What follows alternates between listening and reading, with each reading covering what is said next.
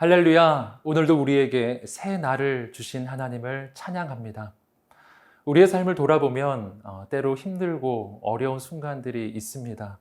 하지만 그럼에도 불구하고 우리에게 소망이 있는 까닭은 우리에게는 신실하신 하나님이 계시기 때문입니다. 우리 눈에 보이지는 않지만 또 손에 잡히지는 않지만 그럼에도 불구하고 우리와 함께 하시는 하나님, 우리의 삶의 모든 것들을 합력하여 선을 이루어 주시는 정말 신실하신 하나님이 우리에게 계십니다. 사랑하는 성도 여러분, 오늘 말씀을 통해 우리를 사랑하시는 그 신실하신 하나님을 만나게 되기를 소망합니다. 그 하나님과 함께 행복하고 복된 하루가 되기를 간절히 소망합니다. 오늘 하나님께서 우리에게 주시는 말씀은 로마서 3장 1절부터 8절까지의 말씀입니다. 이제 하나님의 말씀 앞으로 나아가겠습니다.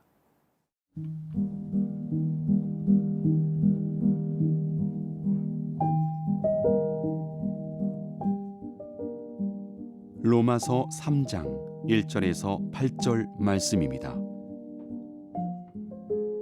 그런즉 유대인의 나음이 무엇이며 할례의 유익이 무엇이냐? 범사에 많으니 우선은 그들이 하나님의 말씀을 맡았음이니라. 어떤 자들이 믿지 아니하였으면 어찌하리요? 그 믿지 아니함이 하나님의 미쁘심을 패하겠느냐? 그럴 수 없느니라. 사람은 다 거짓되되 오직 하나님은 참되시다 할지어다. 기록된 바 주께서 주의 말씀에 의롭다함을 얻으시고 판단 받으실 때에 이기려 하심이라 함과 같으니라. 그러나 우리 불의가 하나님의 의를 드러나게 하면 무슨 말하리요? 내가 사람의 말하는 대로 말하노니 진노를 내리시는 하나님이 불의하시냐? 결코 그렇지 아니하니라. 만일 그러하면 하나님께서 어찌 세상을 심판하시리요? 그러나 나의 거짓말로 하나님의 참되심이 더 풍성하여 그의 영광이 되었다면 어찌 내가 죄인처럼 심판을 받으리요? 또는 그러면 선을 이루기 위하여 악을 행하자 하지 않겠느냐? 어떤 이들이 이렇게 비방하여 우리가 이런 말을 한다고 하니 그들은 정죄받는 것이 마땅하니라. 이전의 본문에서 사도 바울은 이방인이나 유대인이나 모두 다 하나님 앞에서 죄인이라는 것을 말해 주었었습니다. 그렇다면 오늘 본문에서는 사도 바울은 한 가지 질문을 제기합니다. 그것은 하나님께서 선택하신 민족인 이 유대인들이 그렇게 하나님 앞에서 죄인들이라면 그들이 더 나은 점, 그들의 특별한 점은 무엇인가 하는 것이죠. 우리 함께 오늘 본문의 말씀 1절과 2절 말씀 읽겠습니다. 그런즉 유대인의 나음이 무엇이며 할례의 유익이 무엇이냐? 범사에 많으니 우선은 그들이 하나님의 말씀을 맡았음이니라. 사도 바울은 유대인에게 주신 그 축복이 너무나 많다고 이야기합니다. 그 가운데서도 최고의 축복은 지금 2절에서 이야기하는 것처럼 하나님의 말씀을 맡은 것이죠. 유대인들에게는 구약 성경, 바로 하나님의 말씀인 성경이 주어졌고요. 그리고 어려서부터 그 말씀을 읽고 듣고 배우고 지킬 수 있는 놀라운 특권이 주어졌던 것입니다. 계속해서 이어지는 본문입니다. 3절입니다. 읽어보겠습니다. 어떤 자들이 믿지 아니하였으면 어찌하리요? 그 믿지 아니함이 하나님의 미쁘심을 패하겠느냐? 이것은 이제 유대인들이 던질 법한 질문입니다. 그렇게 하나님께서 선택하신 민족, 특별한 축복을 받은 그 민족이 하나님 앞에서 왜 하나님을 믿지 아니한 것이, 그렇다면 그들을 선택한 그 하나님의 미쁘심을 패하는 것이냐 하는 것입니다. 하나님께서 선택하신 민족인 유대인들이 하나님을 믿지 않고 우상 숭배를 하고 결국에는 망하는 길로 가게 되었는데, 그렇다면 이것이 하나님의 신실하심을 패하는 것이냐? 바로 유대인들의 그 실패는 하나님의 실패를 의미하는 것이냐 하는 그 질문이죠. 이에 대해서 사도 바울은 이렇게 대답합니다. 함께 4절 말씀 보겠습니다. 그럴 수 없느니라. 사람은 다 거짓되되 오직 하나님은 참되시다 할지어다.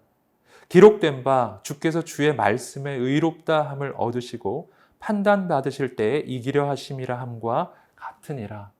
사도 바울은 말합니다. 그럴 수 없느니라. 인간의 실패는 하나님의 실패를 의미하는 것이 아니라는 것입니다. 인간은 신실하지 않지만 그렇다고 해서 하나님이 신실하지 않다는 말은 아니라는 것이죠. 오히려 그 반대입니다. 인간은 부족하지만, 인간은 신실하지 않았지만 하나님은 신실하셨습니다. 유대인들은 하나님의 말씀을 지키는데 실패하였습니다. 그 언약을 지키지 못했고 그래서 결국 망하는 길을 간 것이죠. 하지만 하나님은 이 유대인들 그리고 우리들을 사랑하셔서 우리가 그렇게 망하는 것을 그냥 두지 않으셨습니다. 하나님께서는 친히 그 하나님의 언약을 지키지 못했던 우리를 불쌍히 여기셔서 아들 예수님을 보내주십니다. 그리고 예수님을 통해서 우리를 대신하여 그 모든 하나님의 그 언약을 지키도록 그 율법의 모든 요구를 다 이루도록 하신 것입니다. 나는 부족했지만 하나님은 온전하신 분이셨습니다. 사랑하는 성도 여러분, 이것이 오늘 우리의 소망입니다. 나는 실패하는데 하나님은 그 모든 실패를 바꾸어 주시는 신실하신 하나님이시라는 것이죠. 나는 연약하지만 하나님은 완전하십니다. 하나님은 나의 모든 실수와 그 모든 부족함을 다 뒤집어서 가장 아름답게 만들어주시는 하나님이십니다. 사랑하는 성도 여러분, 오늘은 그 하나님만 바라보는 하루가 되시기를 주님의 이름으로 축복합니다.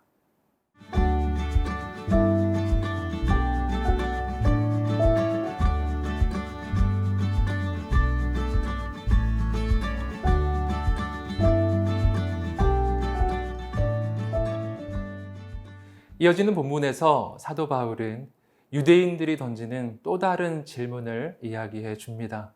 우리 함께 5절과 6절 말씀 보겠습니다. 그러나 우리 불의가 하나님의 의를 드러나게 하면 무슨 말 하리요? 내가 사람이 말하는 대로 말하노니 진노를 내리시는 하나님이 불의하시냐? 결코 그렇지 아니하니라. 만일 그러하면 하나님께서 어찌 세상을 심판하시리요? 유대인들의 질문은 이런 질문입니다. 우리 불의가 하나님의 의를 드러나게 한다면 그렇다면 우리의 불의함이 잘한 것이 아니냐. 그리고 더 나아가서 그런 불의함에 대해서 진노하시는 하나님이 잘못하시는 것이 아니냐 하는 질문이었습니다. 이것은 한마디로 말해서 궤변이라고 할 수 있습니다. 잘못된 이야기이죠. 우리가 불의하기 때문에 하나님의 의가 드러나는 것이 아니라 실은 그 반대이죠. 우리의 불의함에도 불구하고 의로우신 하나님께서 우리를 불쌍히 여기시고 사랑해 주셔서 우리를 구원해 주신 것입니다. 불의한 우리를 하나님께서 의롭다고 인정해 주신 것이죠. 그러므로 중심은 우리의 불의함에 있는 것이 아니라 하나님의 의로움에 있는 것입니다. 그런데 이 유대인들은 계속해서 궤변을 또 이야기합니다. 우리 7절 말씀 보시겠습니다. 그러나 나의 거짓말로 하나님의 참되심이 더 풍성하여 그의 영광이 되었다면 어찌 내가 죄인처럼 심판을 받으리요? 역시 잘못된 이야기입니다. 우리의 거짓말이 하나님의 참되심을 더 드러나게 하고 풍성하게 하고 영광이 되게 하는 것이 아니죠. 그렇지 않죠. 실은 그 반대입니다. 우리의 거짓말에도 불구하고 우리의 거짓에도 불구하고 참되신 하나님께서 우리를 받아주시고 또 축복해 주시고 의롭게 세워주신 것입니다. 역시 중심은 우리의 거짓이 아니라 하나님의 참되심에 있는 것이죠. 하지만 유대인들은 한 발짝 더 나아갑니다.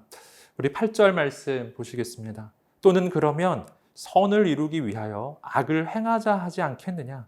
어떤 이들이 이렇게 비방하여 우리가 이런 말을 한다고 하니 그들은 정죄받는 것이 마땅하니라. 유대인들의 궤변은 한 발짝 더 나아갑니다. 그들은 선을 이루기 위하여 악을 행하자 이렇게 이야기하는 거예요. 이것은 율법에 대한 정말 심각한 오해에서 비롯된 이야기입니다.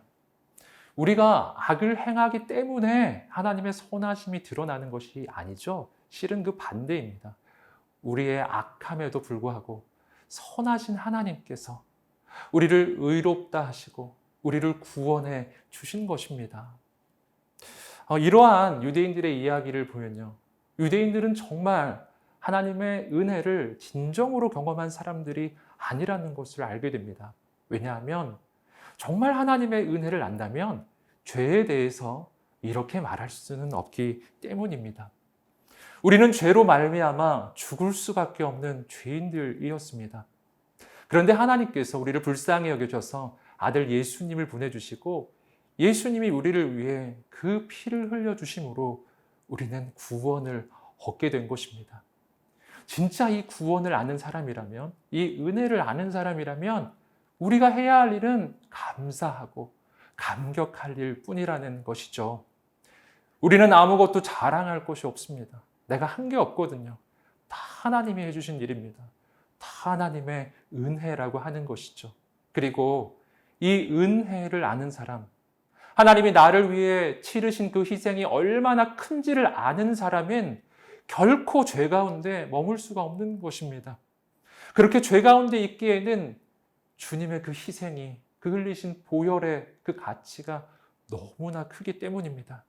그래서 하나님의 은혜를 경험한 인생이 더 거룩해지고 더 정결해지는 것입니다.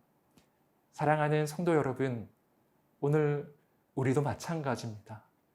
혹시 오늘 우리도 유대인들처럼 하나님의 그 크신 은혜를 잊어버리고 있지는 않습니까? 오늘 이 하루는 하나님의 그 한량없는 은혜를 기억하는 하루가 되기를 소망합니다. 그리고 하나님 앞에서 정말 거룩한 선택, 정결한 선택을 하는 오늘 이 하루가 되시기를 주님의 이름으로 축복합니다.